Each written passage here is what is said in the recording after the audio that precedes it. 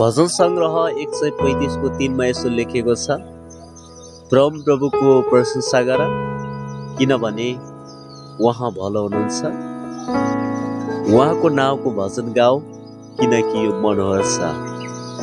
आमेन। एकदमै असल कुरा लेखेको छ यो वचनमा।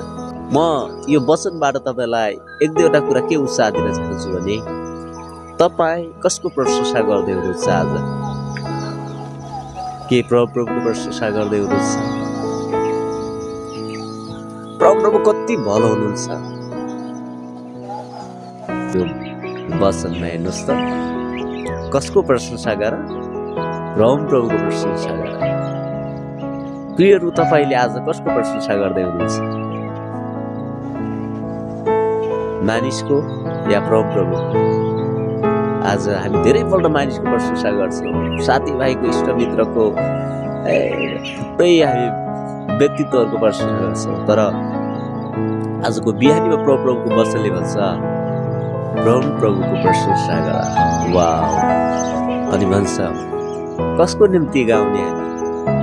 कसको निम्ति हामी गाउँदैछौँ? प्रभुको भजन गाऊ, उहाँ भलो हुनुहुन्छ। अनि यो कति मनोहरको कुरा छ। आज नि प्रियहरू, तपाईँ र मैले आज कसको प्रशंसा गर्दैछौँ?